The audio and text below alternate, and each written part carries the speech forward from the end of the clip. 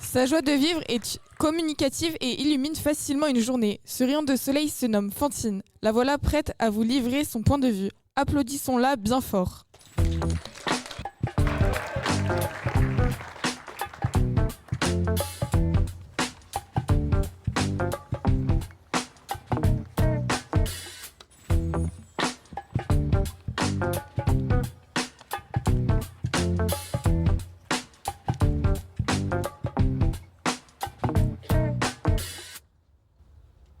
L'enfant n'est pas un vase que l'on remplit, mais une source que l'on laisse jaillir.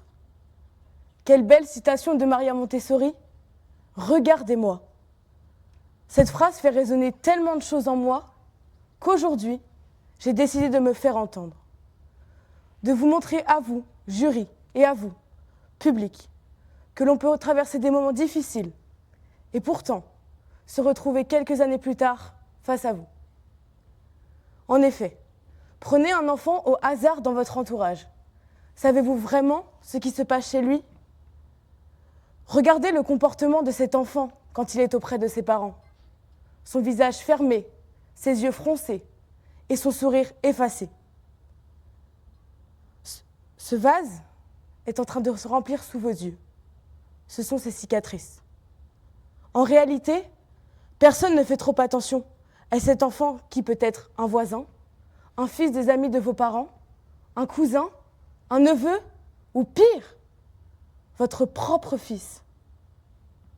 Selon moi, cet enfant devrait pouvoir grandir dans la joie. Cet enfant devrait prendre la parole. Cet enfant ne devrait pas vivre dans les conflits.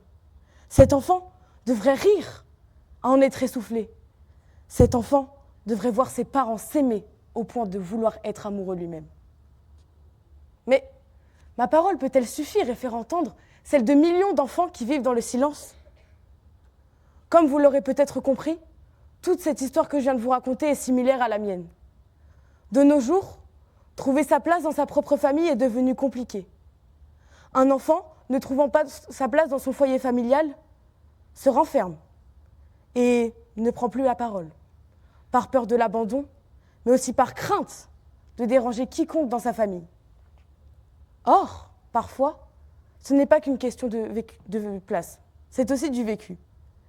Les enfants qui grandissent dans une maison où tout est conflictuel cumulent beaucoup de souffrances. Les non-dits, les paroles entendues mais qui n'auraient pas dû, les tensions, les pleurs et les portes qui claquent. Toute cette situation lui est imposée. Cela le remplit continuellement de ce liquide qui se noircit.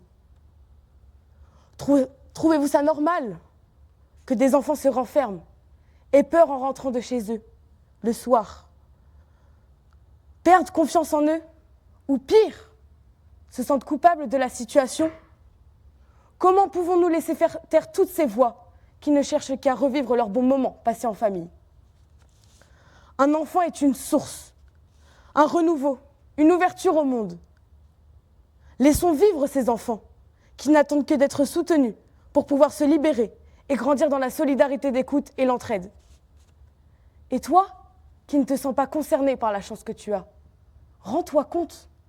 Parce qu'au fond, ce ne sont pas que des parents qui se séparent. C'est aussi des enfants qui essaient de grandir malgré tout. Je devrais terminer en vous disant que nous ne devrions jamais oublier que ce qui semble normal pour certains est parfois un rêve pour d'autres.